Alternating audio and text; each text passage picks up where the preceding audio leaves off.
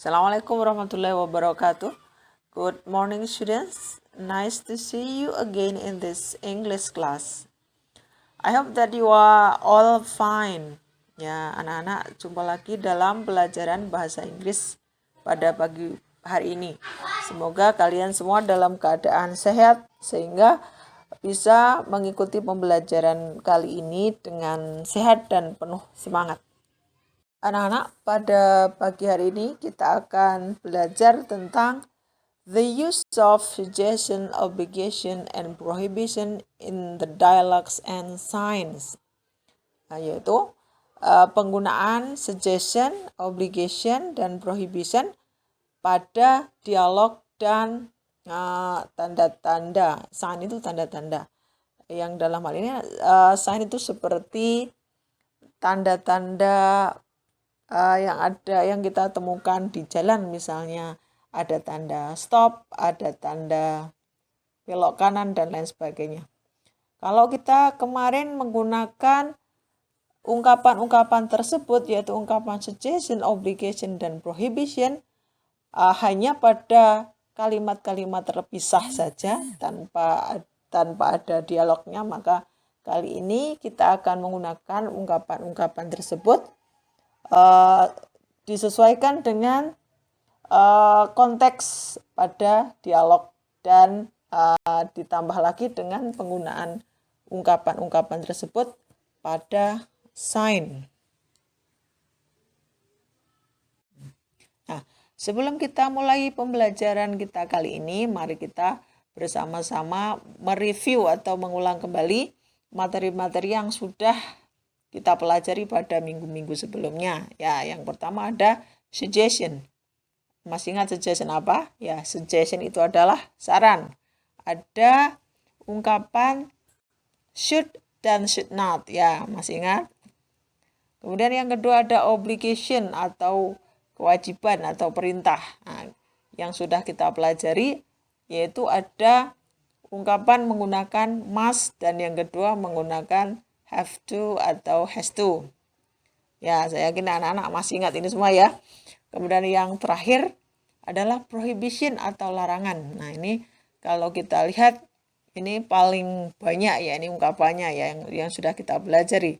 Yang pertama ada must not, yang kedua ada to be prohibited, yang ketiga ada to be forbidden, yang keempat ada to be banned, yang kelima ada to be not allowed, dan yang terakhir ada to be not permitted. Nah, semoga anak-anak masih ingat ya, sehingga nanti untuk mengikuti pembelajaran sesudahnya akan mudah. Seandainya lupa nanti bisa dibuka lagi catatannya. Nah, anak-anak, berikut ini adalah contoh penggunaan suggestion, obligation, dan prohibition dalam sebuah dialog. Dialog ini antara Vera dan Wati.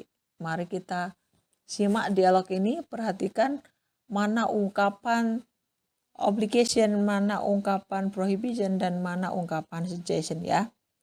Ini dialog antara Vera dan Wati. Vera, oops, I forgot to do my English homework. Saya lupa mengerjakan PR bahasa Inggris saya. What must I do? Nah, berarti kan ada what must I do? Apa yang harus saya kerjakan? Ini berarti si Vera meminta saran. Berarti kan dia bilang what must I do? Diawali dengan what. Nah, what itu artinya apa ya? Bukan apakah. Jadi kalau sebuah pertanyaan diawali dengan what, maka tidak boleh jawabannya yes atau no. Masih ingat ya? Kemudian, must I do it now? Ini artinya ada must paling depan, maka diartikan dengan haruskah ya. Jadi must I, haruskah saya, atau boleh juga diartikan dengan apakah saya harus do it now, mengerjakannya sekarang. Berarti dia juga meminta saran ya, bertanya apakah aku harus mengerjakannya sekarang. Ini kalau ada must di depan itu berarti jawabannya yes atau no. Tapi karena ini ada dua pertanyaan ya, what must I do, apakah yang harus saya lakukan, Dan apakah aku harus mengerjakannya sekarang? Lihat bagaimana Wati merespon. You still have enough time to do it. Kamu masih punya waktu untuk mengerjakannya. Kemudian sarannya Wati adalah you must do it. Kamu harus mengerjakannya. Jadi karena si Vera tanya, what must I do? Apa yang harus saya lakukan? Maka Wati memberi saran dengan berkata, you must do it. Kamu harus mengerjakannya. Kenapa? Situasinya kenapa harus mengerjakan? Or the teacher will be angry with you. Karena jika tidak mengerjakan, maka guru akan marah padamu, kata Wati. Kemudian Vera bilang, but I'm hungry now. Tetapi saya lapar sekarang. What should I do? What should I do? Artinya apa yang seharusnya saya lakukan. Berarti dia meminta saran, ya. Diawali dengan what, kemudian should I do. Wati menjawab, I can buy some snack for you. You should do the homework now. You must not go to the canteen. Kita lihat apa saran Wati. Wati dia bilang, aku bisa membeli snack untuk kamu. Dia menyarankan, you should do the homework now. Kamu harus mengerjakan PR sekarang. Kemudian dia berkata lagi, you must not go to the canteen. Kamu tidak boleh pergi ke kantin. Masih ingat ya, ini adalah must not ungkapan larangan. Kenapa begitu? Kenapa dia bilang begitu? Karena situasinya adalah you only have 15 minutes to do that. Kamu hanya punya waktu 15 menit untuk melakukan itu. Jadi kalau dia harus pergi ke kantin, maka waktunya akan habis, begitu ya. Kemudian Vera bilang, okay, thank you very much Wati. Dia berterima kasih pada Wati. That's very kind of you. Kamu sangat baik padaku. Alangkah baiknya kamu, gitu ya. Kemudian Wati bilang, don't mention it. Apa itu don't mention it? Don't mention it adalah cara lain untuk merespon ungkapan thank you. Jadi kalau biasanya kita menjawab thank you tuh dengan you are welcome, gitu ya, yang sangat populer. Nah, itu tidak hanya itu saja kita merespon thank you. Jadi kita boleh menggunakan ungkapan lain, di antaranya adalah don't mention it, gitu ya. Kalau diartikan kata per kata, jangan sebut itu, maksudnya oke lah, nggak apa-apa, gitu ya. Kemudian lihat lagi kalimat berikutnya, dia bilang, but you must remember. You must remember, masih ingat ya, ini berarti ungkapan obligation, kamu harus ingat. Dia berkata lagi, you must always check your homework before you go to school. Dia memberi perintah lagi, you must always check your homework. Kamu harus selalu mengecek PR-mu before you go to school. Nah, itulah tadi anak-anak contoh-contoh penggunaan obligation, prohibition, dan suggestion dalam konteks dialog. Nah, anak-anak, dari dialog tadi hal-hal yang baru yang harus kalian catat, baik catat dalam ingatan kalian maupun catat di buku adalah bagaimana meminta saran yang berupa pertanyaan, gitu ya. Jadi tadi ada kata what must I do? Apa yang harus saya lakukan? Ini diawali dengan what ya, apa yang harus saya lakukan? Maka jawabannya bukan ya atau tidak, tetapi berupa saran apa yang si peminta saran tadi lakukan. Tadi contohnya tadi di sana adalah kamu harus mengerjakannya, gitu ya. Jadi bukan what must I do? Apa yang harus saya lakukan? Jawabannya yes. Nah, itu tidak cocok ya. Ini yang sering anak-anak keliru karena terpengaruh dengan bahasa Indonesia. Jadi what itu dalam bahasa Indonesia adalah apa, bukan apakah, gitu ya. Kemudian yang kedua ada kata must I do it now? Nah, ini diawali dengan must bukan what. Jadi artinya apa anak-anak? Must I do it now? Haruskah aku? Atau bisa diartikan juga dengan apakah saya harus? Nah, jadi untuk bertanya yang jawabannya yang diharapkan adalah ya atau tidak, cukup meletakkan must dan should pada awal kalimat. Jadi tidak boleh pertanyaan yang jawabannya harapannya ya atau tidak menggunakan what. Nah, ini contoh yang salah misalnya ya. Apakah aku harus mengerjakan sekarang? What must I do it now? Nah, itu salah. Kenapa? Karena jawabannya kalau what tidak boleh yes atau no. Jadi untuk jawaban yes atau no cukup bagaimana? Meletakkan must dan should paling depan, gitu ya. Kemudian yang ketiga ada what should I do? Nah, ini artinya apa yang seharusnya saya lakukan. Jadi merupakan pertanyaan yang jawabannya bukan ya atau tidak. What should I do? Apa yang seharusnya saya lakukan. Maka jawabannya contoh dalam kalimat tadi adalah kamu harus atau kamu seharusnya mengerjakannya sekarang. You should do it now. Jawabannya bukan yes atau no. Ya begitu ya anak-anak. Nah, bagaimana kalau should yang jawabannya pinginnya adalah yes atau no, maka seperti tadi, seperti pada nomor 2. Cukup should ditaruh pada awal kalimat. Misalnya, haruskah aku mandi misalnya? Cukup should I take a bath? Haruskah saya pergi ke rumahmu? Should I go to your house? Begitu seterusnya. Tidak boleh pakai what sekali lagi jika jawaban yang diinginkan adalah yes atau no. Nah, sekarang kita lihat contoh dialog berikutnya, yaitu dialog yang menggunakan ungkapan must. Ya. Di antara Irfan dan Yudi. Irfan, I want to join the speech contest. What must I do? Yudi, you must enroll to Mrs. Naru. Irfan, must I meet her at school? Yudi, no, you don't need to meet her. Just contact her through WhatsApp. Irfan, oh I see. Thank you Yudi for the information. Nah, perhatikan pada kalimat-kalimat yang bercetak merah di situ ya. What must I do? Tadi apa artinya? Apa yang harus saya lakukan? Jadi di sini Irfan meminta saran dengan menggunakan what must I do? Maka Yudi memberi saran dengan mengatakan you must enroll to Mrs. Naru. Kamu harus mendaftar pada Bu Naru. Kemudian Irfan bertanya lagi, must I meet her at school? Haruskah aku atau apakah aku harus menemuinya di sekolah?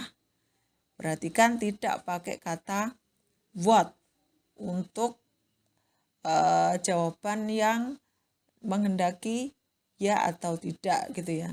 Jadi haruskah aku, cukup pakai must I, tidak boleh menggunakan what must I. Maka Yudi menjawab no. Nah, no, ada kata no gitu ya, karena pertanyaan dimulai dengan must. You don't need to meet her. Nah, ini ada sesuatu yang baru ya. Kalau should, negatifnya should not, tidak seharusnya menggunakan should not. Nah, tinggal menambah not setelah should. Tetapi masih ingat kemarin ya, kalau must itu harus, tetapi kalau must not bukan tidak harus, tetapi tidak boleh. Maka di sini untuk tidak harus perhatikan tidak must not, tetapi menggunakan you don't need to. Kamu tidak harus, kamu tidak perlu untuk menemuinya. Jadi ini ada sesuatu yang baru ya. Jadi kalau harus must, kalau tidak harus bisa menggunakan do not need atau does not need sesuai dengan subjeknya. gitu ya.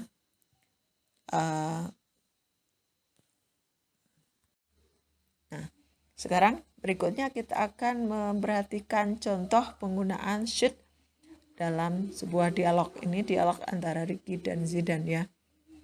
Ricky, oh, the ink spills on my white shirt. What should I do? Zidane, I've read to remove the ink on your shirt, you should rub it with toothpaste. Ricky, toothpaste? Zidane, yes. Ricky, should I wash it using water first? Zidane, no. You should not do that. You wash it using water after you rub it. Oke, perhatikan yang pertama yang bercetak tebal adalah what should I do? Seperti yang saya jelaskan tadi ya. What ini artinya apa? Jadi what should I do ini berarti artinya apa yang seharusnya saya lakukan. Ini berarti Ricky meminta saran. Maka Zidane memberi saran. Dia bilang, I've read to remove the ink on your shirt. You should rub it with toothpaste. Saya pernah membaca untuk menghilangkan noda pada bajumu, kamu harus menggosoknya dengan pasta gigi. Nah, ini sarannya adalah you should rub it. Kamu seharusnya menggosoknya. Kemudian Ricky, toothpaste, pasta gigi, dan yes. Kemudian perhatikan kalimat berikutnya yang bercetak merah ya.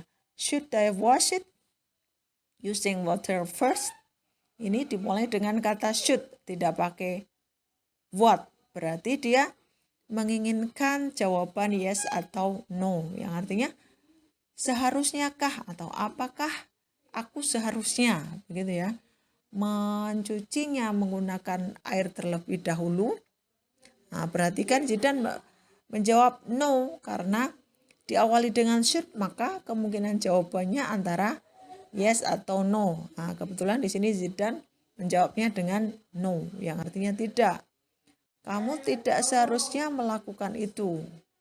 You wash it using water after you rub it. Kamu mencucinya menggunakan air setelah kamu menggosoknya.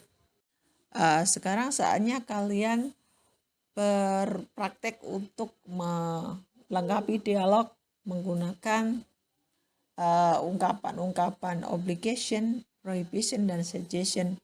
Nah, kalian harus mengisinya sesuai dengan situasi atau sesuai dengan konteks dialog dengan tepat, gitu ya. Contoh, ini, fill in the blanks with suitable sentences expressing suggestion, obligation, prohibition based on the situation given.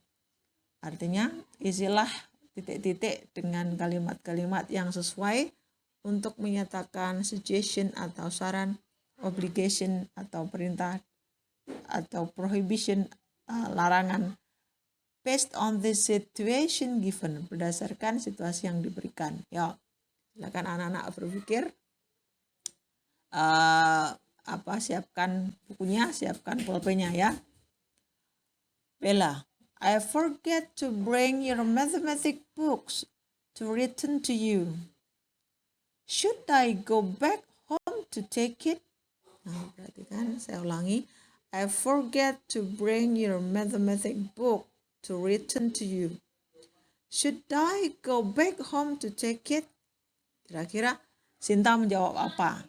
Kata pendukungnya adalah, we don't have mathematics today. You can bring it tomorrow. But remember, don't forget to bring it again.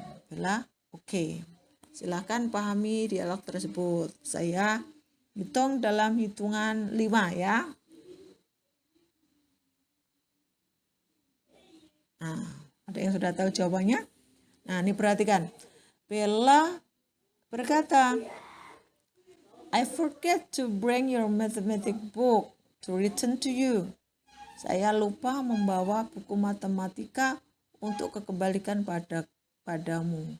Terus dia berkata, should I go back home to take it? Nah, dia meminta saran. Seharusnyakah aku? Apakah aku seharusnya go back home? Pulang to take it? Untuk mengambilnya? Kira-kira Sinta ini menjawab apa? Ya, betul sekali. Karena should, maka kemungkinan jawabannya adalah yes atau no. Nah, tapi tidak asal yes atau no, kita harus melihat situasi atau konteks yang diberikan. Dia bilang, we don't have mathematics today. Kita tidak punya pelajaran matematika hari ini. You can bring it tomorrow. Kamu bisa membawanya besok. Ini anak-anak sudah tahu ya kira-kira arahnya. Dia bilang ya atau tidak. Tadi Bella kan bertanya, apakah harus aku pulang ke rumah dan mengambilnya? Ya, betul sekali. Kalimat di belakangnya mendukung untuk jawaban tidak. Jadi, kamu tidak perlu mengambilnya. Maka jawabannya yang benar apa? Ya, good. No, you should not go back home. You should not go back home to take it. Gitu. Boleh lebih lengkapnya begitu ya. Siapa yang betul anak-anak? Ya, applause for you. Coba berikutnya latihan satu lagi ya. Coba kalian tebak, kalian berpikir isinya apa. Pada dialog ini ungkapan yang cocok apa gitu ya. Perhatikan baik-baik, disimak, kemudian dipikir-pikir maknanya apa, dipahami isinya apa. Ya, ini antara Indah dan Ika. Indah berkata, "Why are you still here?" Yang artinya, mengapa kamu masih di sini? Ika menjawab, Ika merespon, "What's up?" Ada yang tahu artinya apa what's up? Ya, what's up itu artinya ada apa? Nah, terus Indah bertanya, "Do you forget?" Apakah kamu lupa? It is Monday. Ini adalah hari Senin. The bell is ringing. Bell sedang berbunyi. Bell itu sudah berbunyi. We have to go to the school field.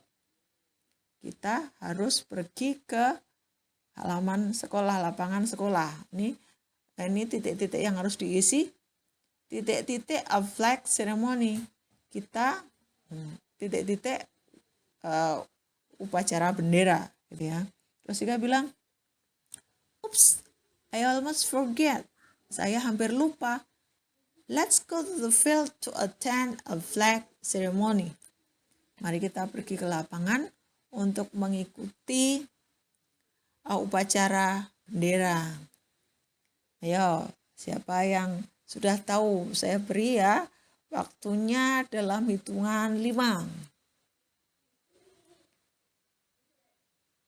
Ada yang sudah tahu? Isinya apa? Nah, sekali lagi tadi isinya tentang suggestion atau prohibition atau obligation ya, yang sesuai dengan konteks kalimatnya. Ini kata pendukungnya adalah we have to go to the school field. Kita harus pergi ke lapangan sekolah. Maka berikutnya adalah isinya yang cocok apa? Ya, betul sekali. Kita harus mengikuti upacara bendera, begitu kan ya. Nah, kata pendukungnya juga ada pada kalimat setelahnya, gitu ya. Dia bilang, let's go to the field to attend a flag ceremony. Itu kan sebuah kata pendukung yang bisa kita jadikan acuan untuk mengisi ya. Dia bilang, mari kita pergi ke lapangan untuk mengikuti upacara bendera. Maka, nah ini kalian bisa untuk mencoba menjawab ya. Apa jawabannya? Ya, jawabannya adalah kita harus mengikuti upacara bendera. Dalam bahasa Inggris adalah we have to attend a flag ceremony. Ayo, siapa yang betul? Ya, bagus sekali semuanya. Betul ya? Nah, anak-anak, kalau tadi kalian sudah belajar tentang penggunaan obligation, prohibition, dan suggestion pada sebuah dialog, sekarang kita akan belajar menggunakan ungkapan-ungkapan tersebut untuk menuliskan makna dari sebuah sign, atau kalau dalam bahasa Indonesia kita artikan sebagai tanda atau rambu-rambu tepatnya ya. Coba lihat pada gambar rambu-rambu pada slide ini. Ada gambar apa anak-anak? Ya, ada gambar sepeda motor dalam lingkaran yang bergaris miring. Nah, saya yakin pasti anak-anak sudah tahu kalau ada gambar seperti itu pasti adalah merupakan sebuah larangan gitu ya, seperti ada kata ada rokok bertanda silang, berarti tidak boleh merokok. Begitu juga dengan gambar ini, ada sepeda motor dengan ada tanda miring, itu berarti tidak boleh lewat sepeda motor ya. Cuma kita kali ini akan mempelajarinya dalam bahasa Inggris ya. Saya yakin anak-anak sudah bisa menebak akan seperti apa gitu ya. Kalau dalam bahasa Indonesia kita akan mengartikannya seperti apa? Ya, kita tidak boleh mengendarai sepeda motor di area ini gitu ya. Nah, sekarang kita lihat pada kolom di samping ya, ada tertulis di atasnya what does it mean, yang artinya apa itu artinya. Tadi kalau dalam bahasa Indonesia kita bilang bahwa kita tidak boleh mengendarai sepeda motor di area ini. Nah, kita tinggal menerjemahkan saja dengan ungkapan-ungkapan yang pernah anak-anak pelajari sebelumnya ya. Nah, kita hanya mengulang saja ini ya. Kita tidak boleh mengendarai sepeda motor di area ini. In English, pertama menggunakan must not. We must not ride a motorcycle in this area. Ya, masih ingat ya? Atau yang kedua bisa menggunakan prohibited ya. Ingat, kalau menggunakan prohibited harus menggunakan to be ya. We are prohibited to ride a motorcycle in this area. Kemudian yang ketiga, we are not allowed, artinya kita tidak diizinkan, masih ingat ya, to ride a motorcycle in this area. Kemudian bisa juga menggunakan we are not permitted, artinya sama dengan we are not allowed, kita tidak diizinkan to ride a motorcycle in this area. Dan masih ada yang lain lagi ya, bisa menggunakan ungkapan-ungkapan selain ini.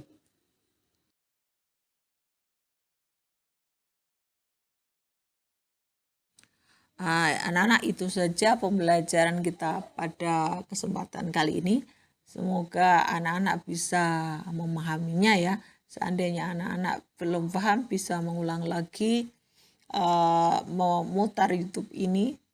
Dan kalaupun masih tidak paham, kalian bisa mungkin japri Bu Guru ya, lewat WhatsApp pribadi kalian bisa bertanya secara pribadi apa yang belum kalian pahami, poin-poinnya dari penjelasan tadi. Selanjutnya, anak-anak seperti biasa akan ada post test di mana kalian harus mengerjakan post test lewat Google Form yang nanti akan saya share. Pada latihan itu ada 2 bagian. Yang pertama adalah pilihan ganda dan yang kedua adalah isian singkat. Jadi mohon perhatikan, disediakan nanti buku catatannya karena kalian hanya bisa mengerjakan 1 kali saja. Jadi sebelum mengerjakan pastikan kalian paham dulu materi, baru kemudian anak-anak membuka link untuk mengerjakan post testnya. Demikian dari saya, banyak kurangnya Bu Guru mohon maaf. Semoga apa yang kita pelajari kali ini bermanfaat untuk masa kini dan masa yang akan datang. Dari saya, Assalamualaikum warahmatullahi wabarakatuh.